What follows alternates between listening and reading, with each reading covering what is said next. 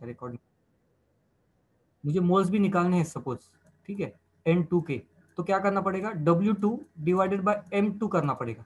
Okay, given weight upon molecular mass. मेरे पास W2 तो है, लेकिन M2 मैं कैलकुलेट नहीं कर सकता, यहाँ पे जाके स्टक हो जाता हूँ। ओके, ये सीधा साधा क्वेश्चन नहीं है, पहले ही बता दूँ, स्ट्रेट फॉरवर्ड क्वेश्चन नहीं है। देखो, उन्होंने N2 निकालने का कोई चांस नहीं रखा है इस फॉर्मूले में, इस फॉर्मूले के थ्रू N2 निकालने का कोई चांस रखा ही नहीं। ओके, हम M2 कैसे निकालेंगे, मास ऑफ मोलिकुलर मास कैसे निकालेंगे सोल्यूट का, उन्होंने बताया नहीं ना सोल्यूट कौन सा है, NaCl है, CaCl2 है, उन्होंने बताया नहीं, राइट। तो हम M2 नहीं निकाल सकते, और M2 नहीं निकलेगा तो N2 नहीं निकलेगा, N2 नहीं निकलेगा तो M नहीं निकलेगा, अब M नहीं निकलेगा तो फिर M नहीं निकलेगा, तो ये TV कैसे निकलेगा। तो एक ये प्रॉब्लम है। ओके, जिन्होंने सॉल्व किया है शायद उनको यही फेस करना पड़ रहा होगा प्रॉब्लम को। नाउ इसका सॉल्यूशन क्या है, तो इसका सॉल्यूशन थोड़े से आपको चीज़ें मालूम होनी चाहिए। जैसे आपको वाटर का बॉइलिंग पॉइंट मालूम है, वैसे आपको प्योर वाटर का वेपर प्रेशर मालूम होना चाहिए, P10 मालूम होना चाहिए, 760 mm। ओके, एक पॉइंट। अब यहाँ से आप क्या कर सकते हो, अब यहाँ से आप ऐसे कैलकुलेशन कर सकते हो, देखो P10 minus P1 divided by P10 is equal to क्या रहता है, कोई बताएगा मुझे, is equal to what, W2 into M1 upon M2 into W1। W2 into M1 upon, अच्छा मैं इसको सिंप्लीफाई लैंग्वेज में ऐसे लिख सकता हूँ क्या, N2 divided bye N1, right. पहला हमारा ये जो लॉ ये था ना, elevation in boiling point, elevation colligative property में relative lowering of vapour pressure, तो relative lowering of vapour pressure is equal to x2 था, राइट। एंड x2 मतलब क्या होता है, N2 divided bye N1 plus N2, लेकिन हमने N2 को यहाँ पे निगलेक्ट कर दिया था क्योंकि वैल्यू बहुत छोटी है, तो क्या बचा N2 डिवाइडेड बाय N1, और इसी पे हमने वैल्यूज डाल दिए थे, W1 upon M1 divided by W2 upon, ऐसे कुछ किया था, राइट। सो ये फॉर्मूला है अपने पास, तो इसको यूज करेंगे। देखो अभी मैं वैल्यूज डाल रहा हूँ और मुझे निकालना है N2 यहाँ से।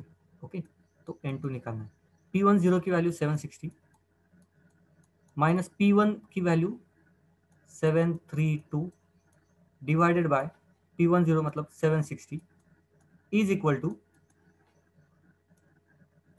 N2 तो मुझे कैलकुलेट करना है, N1 की वैल्यू कैसे निकालूंगा, कोई N1 की वैल्यू बताएगा, एनीवन,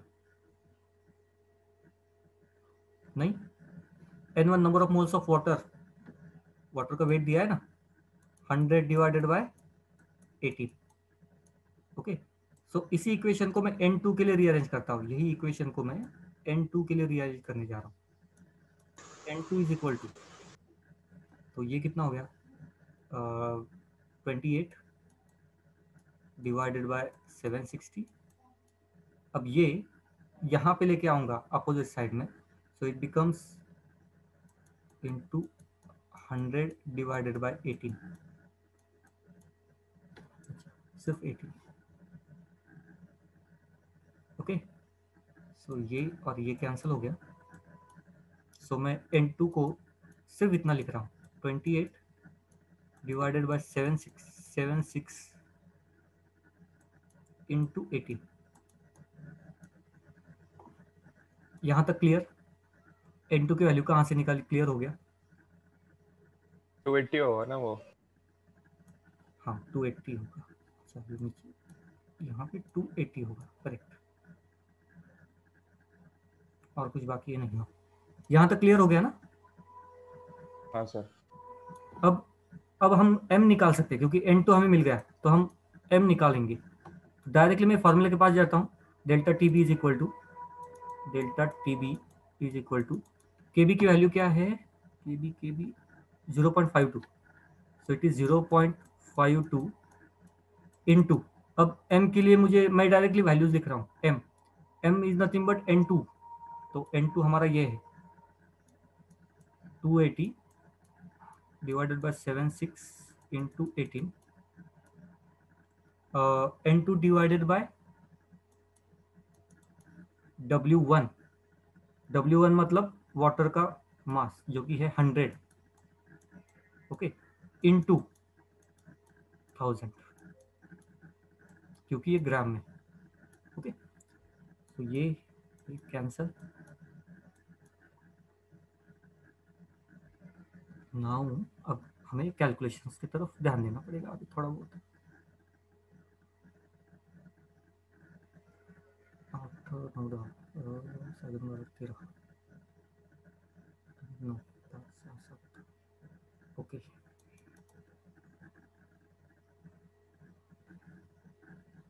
तो शायद अब यहाँ पे हमें कैलकुलेटर यूज करना पड़ेगा फिलहाल के लिए। तो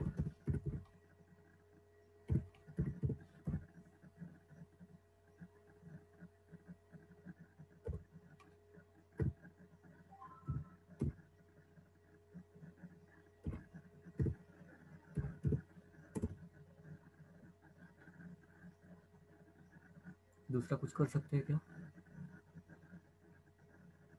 अच्छा, ये अगर डिवाइड कर दिया हमने तो 76 इंटू 2 कितना आता है?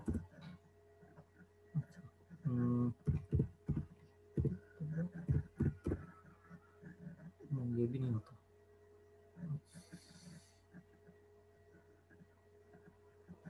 चलो ठीक है, इसको सॉल्व ही करना पड़ेगा। तो कैलकुलेटर से अगर सॉल्व करें तो कितना आता है, कोई बताएगा मुझे? 0.52 इंटू 02 है 02, देख लो एक बार। 0.106 0.106 इंटू ये 10 किया था, 432 10 किया था क्या? सब किया था सर।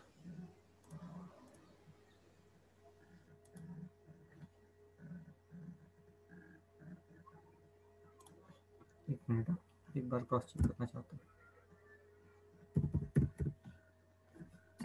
सर 0.684 आ रहा है। 1 मिनट ओनली। 280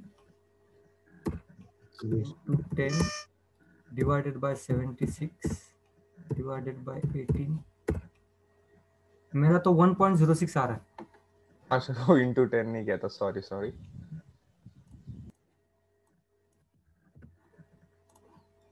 1.06 क्योंकि ये चेंज इन टेम्परेचर है ना, तो ये ज़्यादा होता नहीं है वैल्यू।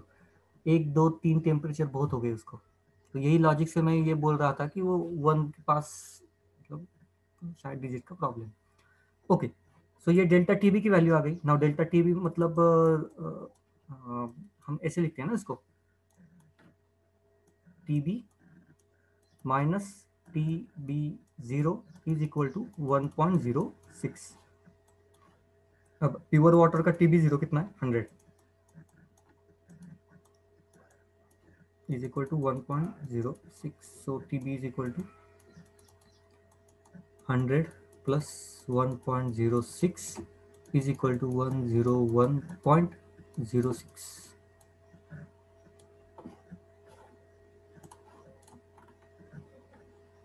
ये आंसर होगा।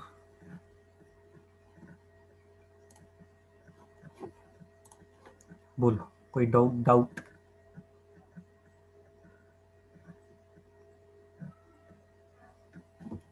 किसी को कोई डाउट?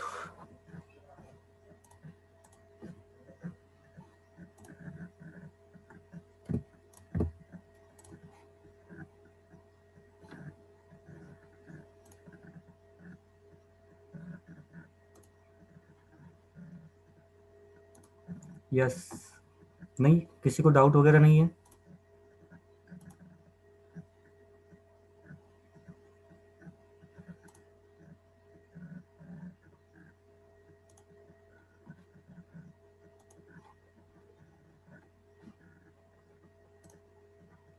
चलो ठीक है, इसको किया कॉपी, यहाँ पे गया। ये अगर आपको एक ही स्क्रीन पे चाहिए तो पूरा आंसर। मेथड को समझो क्या किया है, दूसरी जगह से N2 कैलकुलेट करके लाया, ठीक है। और ये ट्रिकी क्वेश्चन था और कैसे पहचाना, तो फॉर्मूले में हम कर ही नहीं सकते वैसे।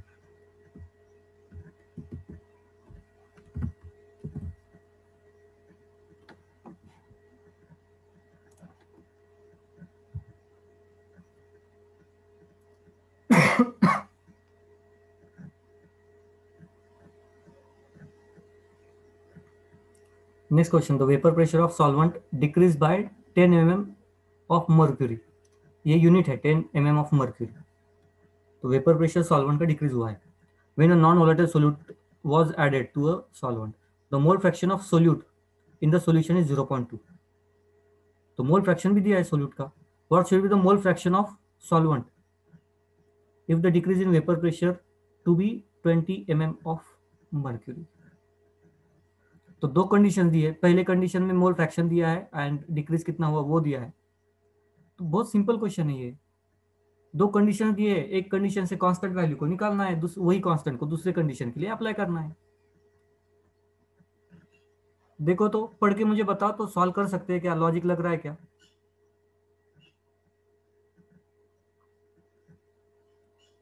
मुझे यहाँ पे तो लॉजिक सीधा सीधा दिखाई दे रहा है।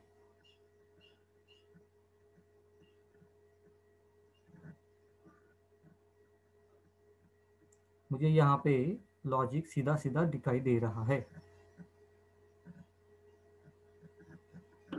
सर इथे P1 naught minus P1 upon P1 naught is equal to mole fraction हा फॉर्म्युला यूज करायचा आहे का? जरूरत ही नहीं है। Vapour pressure of solvent decrease by ना, हाँ, लेकिन वो कितना डिक्रीज हुआ है वो बताया ना उन्होंने, वही फॉर्मूला यूज करो। P1 not minus P1 divided by P1 not. तो P1 नॉट की वैल्यू आपको नहीं है, मालूम नहीं है, ठीक है, लेकिन ये डिफरेंस तो मालूम है। इज इक्वल टू क्या रहता है, x2 रहता है। ओके, और वो x2 भी दिया है। नेक्स्ट उन्होंने पूछा है कि अब ये क्या ये x2 से आप ये वैल्यू नहीं निकाल सकते? निकाल सकते हैं ना, क्योंकि दूसरी बार भी यही फॉर्मूला हमें यूज करना है ना। क्योंकि दूसरी बार हमें क्या करना है, हमें वेपर प्रेशर को 20 से डिक्रीज करना, मतलब 20 तक डिक्रीज करना है। पहले ये वैल्यू हमें दी है 10, बाद में इसको लेना है 20। ये वैल्यू आपको मालूम है, सेकेंड इक्वेशन में ये वैल्यू निकालनी है आपको।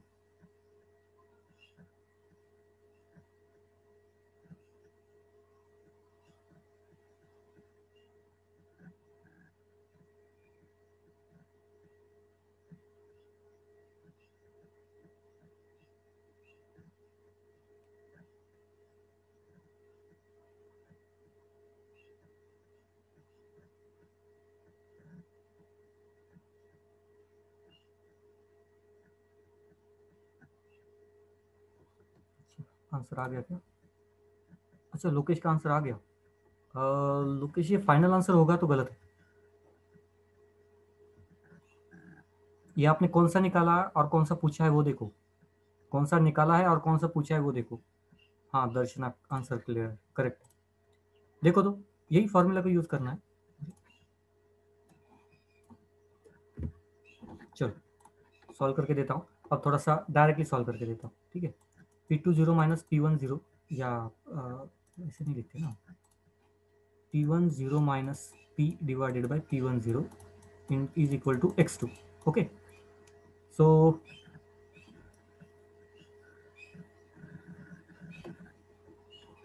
यहाँ पे सिर्फ वैल्यूज डालने, वेपर प्रेशर डिक्रीज बाय 10, तो ये हो गया 10 divided by P10 is equal to mole fraction, ये 2 मतलब सोल्यूट का मोल फ्रैक्शन। तो यहाँ पे उन्होंने मोल फ्रैक्शन किसका दिया है, मोल फ्रैक्शन ऑफ सोल्यूट ही दिया है, तो एज इट इज लेंगे हम यहाँ पे 0.2, ठीक है।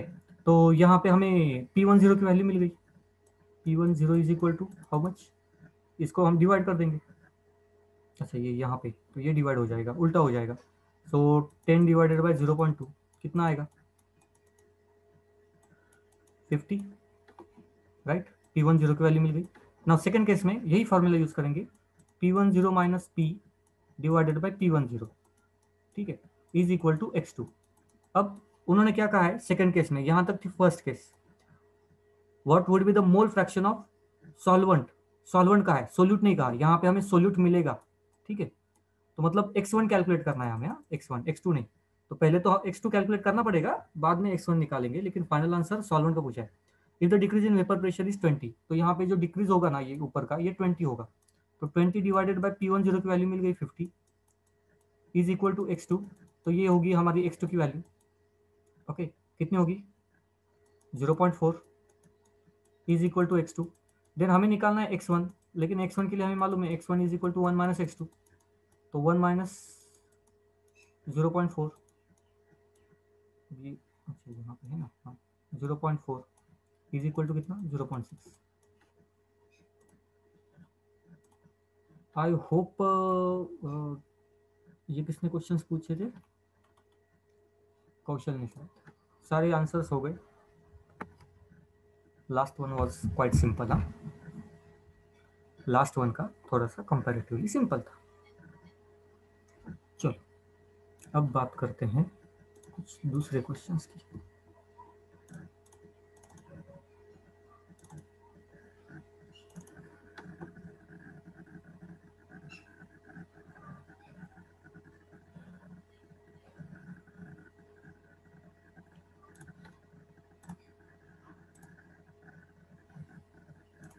सॉल्यूशन।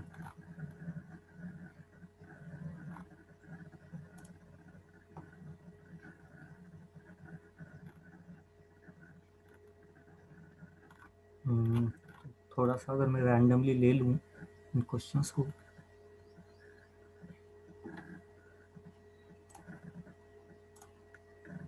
आपको सबसे ज़्यादा प्रॉब्लम आती है एमसीक्यू कैलकुलेशंस में।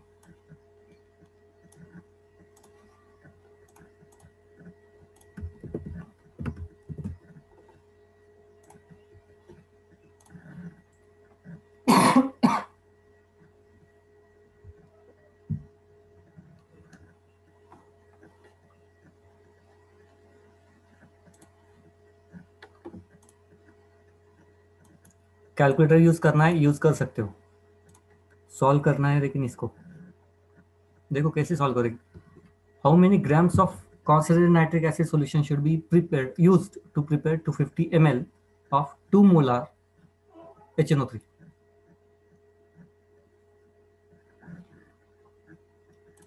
तो एक हिंट दे दूं, ये जो लाइन है ना सेकंड की, ये वाली, इसको फिलहाल के लिए भूल जाओ, ये लास्ट में देखेंगे। पहले तो सिर्फ इतना सोचो, इसके बारे में सोचो, हमें क्या निकालना है, HNO3 कितने ग्राम लगेगा ये निकालना है। Okay, quantity of HNO3। तो कैलकुलेशन करने से भी पहले करेंगे कैसे, पहले तो इसको सोचो कि करेंगे कैसे।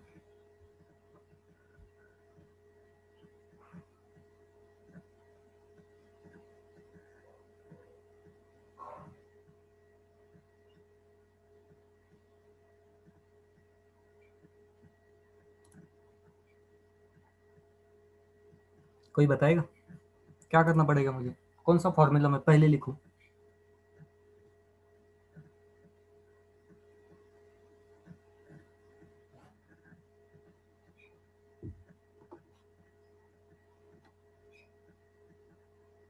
अच्छा यहाँ पे क्या है, ये वॉल्यूम है, वॉल्यूम के बेसिस पे कुछ लिख नहीं सकता ना मैं, लेकिन यहाँ पे मोलैरिटी है। तो मोलैरिटी का तो फॉर्मूला मुझे मालूम है, मुझे आता है। क्या है, molarity is nothing but moles of solute मतलब N2 divided by volume of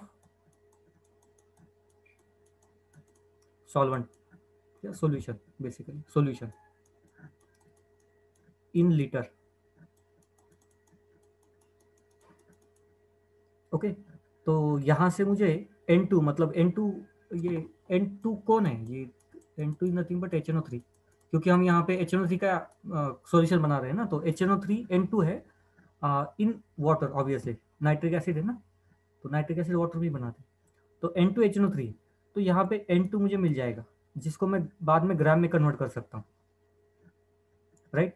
अच्छा, N2 को ग्राम में कन्वर्ट करने के लिए मुझे मॉलिक्यूलर वेट भी चाहिए, तो मॉलिक्यूलर वेट तो मैं आराम से कैलकुलेट कर सकता हूँ ना। HNO3 हाइड्रोजन का मुझे एटॉमिक मास मालूम है, नाइट्रोजन का मालूम है, ऑक्सीजन का मालूम है, तो मैं मोल्स का कन्वर्जन ग्राम में आराम से कर सकता हूँ बाद में। क्या यहाँ तक सबको समझ में आ गया, यस और नो? अब मुझे बताएगा कोई क्या करना है आगे।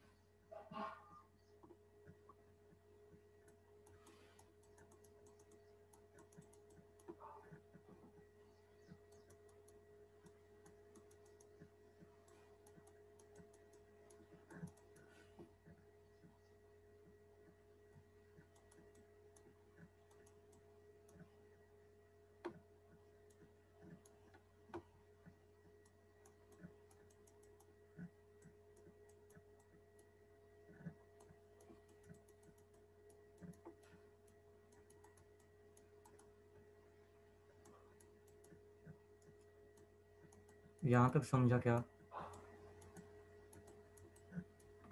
यहाँ तक समझा क्या? हाँ सर। सेकंड स्टेज के लिए कलर थोड़ा चेंज कर देता हूँ।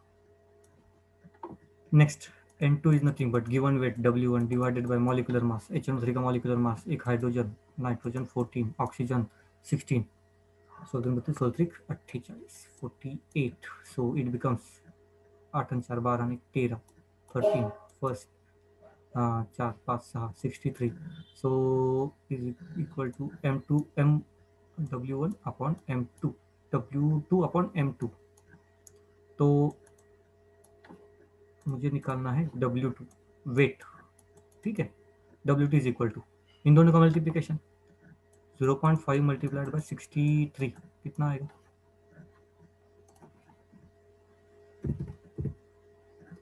डायरेक्टली हाफ भी कर दिया तो भी आएगा 31.5 ग्राम। ये हो गया वेट ना, ये हो गया जो हमें चाहिए था, HNO3 का मास, HNO3 इतना हमें चाहिए, ठीक है, ये सॉल्यूशन बनाने के लिए।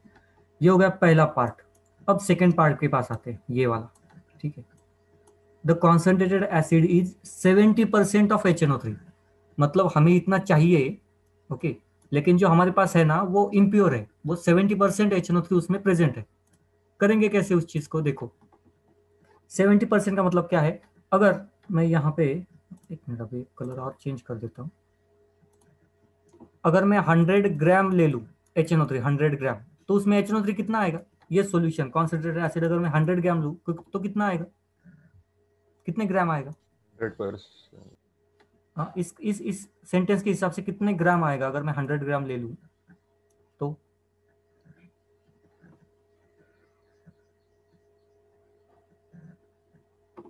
देखो हमारे पास ये एसिड है ना, उन्होंने कहा है कि एसिड में 70% HNO3, ठीक है, 70%। अगर ये मैं सॉल्यूशन 100 ग्राम सॉल्यूशन ले लूँ तो उसमें एसिड कितना आएगा, कितने ग्राम एसिड आएगा?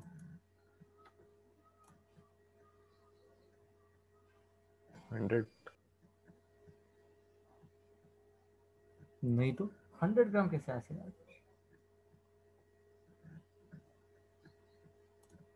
100 minus 31.5। अच्छा, आपको ये बोला है कि सपोज मैंने एक आपको रॉ मटेरियल दे दी, ठीक है, ये रॉ मटेरियल है और इसमें गोल्ड है, गोल्ड। अब पूरा गोल्ड नहीं है, इसमें 50% गोल्ड है, ऐसे मैंने आपको कह दिया 50% गोल्ड। और ये रॉ मटेरियल सपोज मैंने आपको दिया है 200 ग्राम, 200 ग्राम रॉ मटेरियल दिया है, तो इसमें कितने गोल्ड कितना होगा? 100। 100 होगा ना, मतलब इसके हाँ। ये 50% है, मतलब आधा है ना, जो भी वेट लोगे उसका आधा है, तो ये जो भी वेट मैंने आपको दिया उसका आधा है ना, तो ये समझ में आता है गोल्ड का, गोल्ड बोला तो समझ में आता है, तो ये HNO3 क्यों नहीं समझ में आता फिर? भाई उन्होंने कहा है 70%, मतलब जितना लोगे उसके 70% ना। समझ में आया कि नहीं?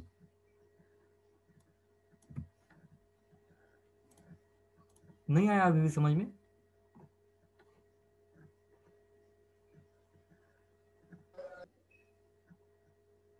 बोलो तो फास्ट बोलो, समझा कि नहीं समझा? इस सेंटेंस का मतलब समझो, the concentrated acid is 70% of HNO3, मतलब जो भी ये एसिड का वॉल्यूम है उसमें HNO3 कितना है, 70% है। बाकी क्या है? बाकी वाटर है, बाकी की चीजें हैं, ठीक है, 100% कोई एसिड होता ही नहीं ना, तो बाकी सारी चीजें उसमें होंगी ना, राइट। तो 70% H1 फ्री। तो अगर मैं 100 ग्राम लूंगा तो उसमें एसिड होगा 70 ग्राम। 70% है ना, तो 70 ग्राम होगा। ओके, हमें कितना चाहिए, हमें कितना चाहिए बताओ, कितने ग्राम चाहिए?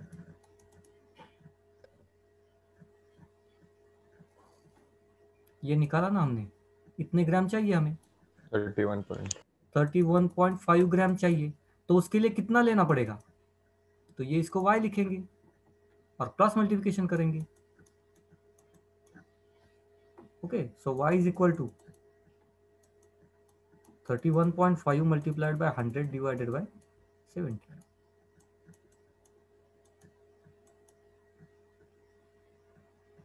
समझा कि नहीं, कि ऊपर से गया? हाँ सर अभी समझा।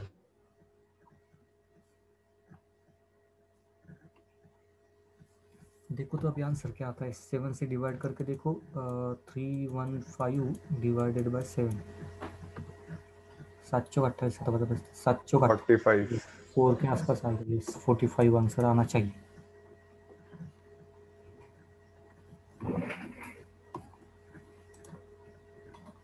ऐसे स्टक मत हो जाना, थोड़ा सा आपको देखो एमसीक्यूज आएंगे ही आएंगे, एमसीक्यू तो सवाल ही नहीं है, आएंगे, लेकिन उसको आपको ये तो सॉल्व तो करना पड़ेगा ना। ओके, कोई डाउट किसी को?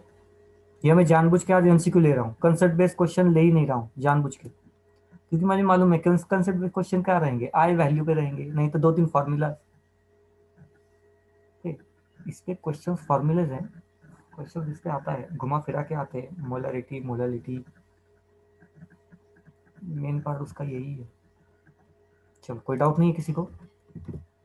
Be ready for the next question.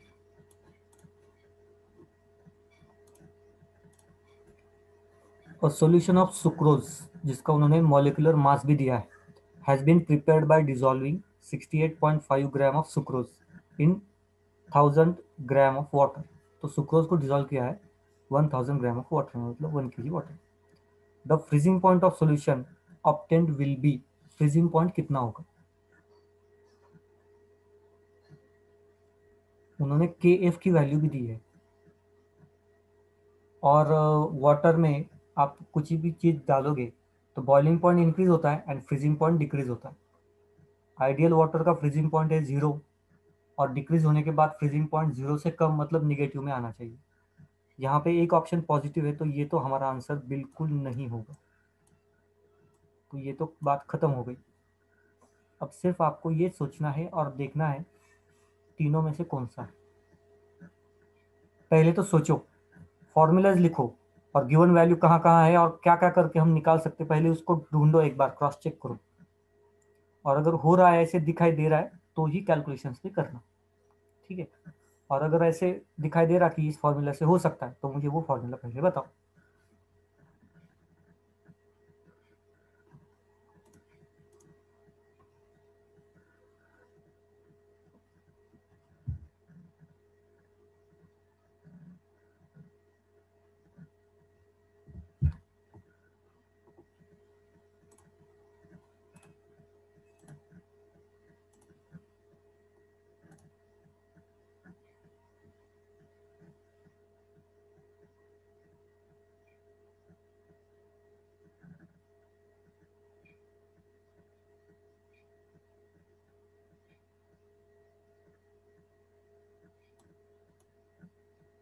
Sir delta TF is equal to I into KF into M।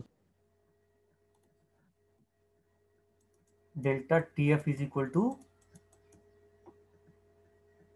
KF I into, into अच्छा I, KB।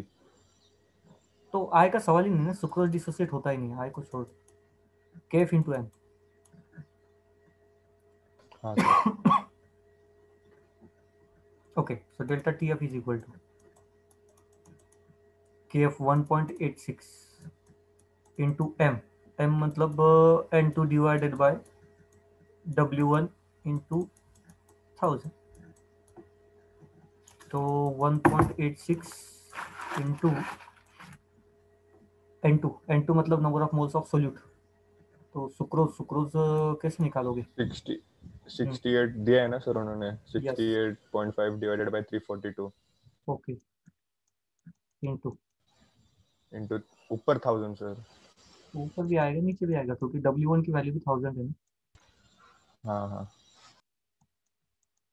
0 cut calculate.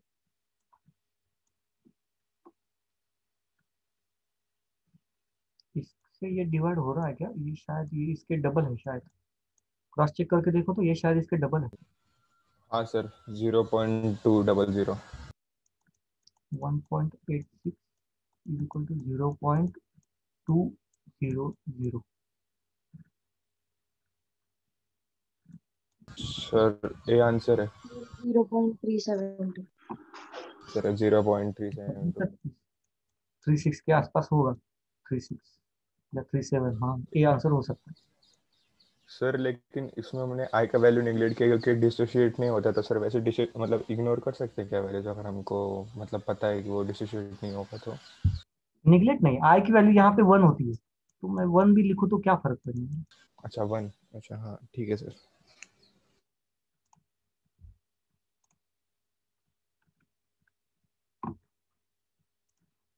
तो सर इन्होंने 100 ग्राम ऑफ वाटर ऐसे दिया था क्या? 1000 ग्राम ऑफ वाटर ऐसे हाँ बस। वही ऐसे दिया था क्या कि उसका यूज? तो ये सॉल्यूशन बनाने के लिए किया है ना इसका यूज, हाँ मोलैलिटी वाला। सॉल्वेंट है ना वो। ठीक है सर।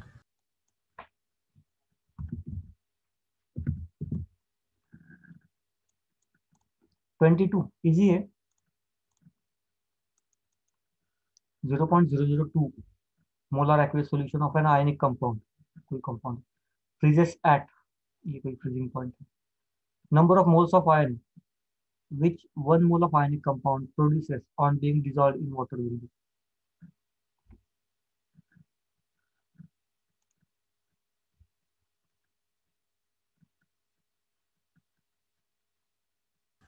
सेम फॉर्मूला यूज करना है ना? हाँ सोचो अभी।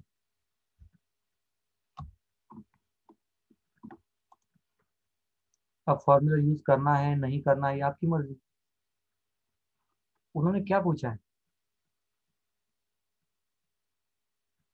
आयनिक कंपाउंड प्रोड्यूसेस, तो यहाँ पे कितने सर मोल? आयंस। हाँ सर मतलब वांट आई ढूंढना है ना? आई ढूंढना है, सिंपल है। अच्छा, आई ढूंढना है और उसमें और एक चीज आप ऑप्शन के पास देखो ना, कभी उन्होंने फ्रैक्शन में नहीं दिया। ऑप्शन देखो राउंड हाँ फिगर में, तो ये तो आप डायरेक्टली बिना कैलकुलेशन के भी बता सकते हो ना इसको देख के।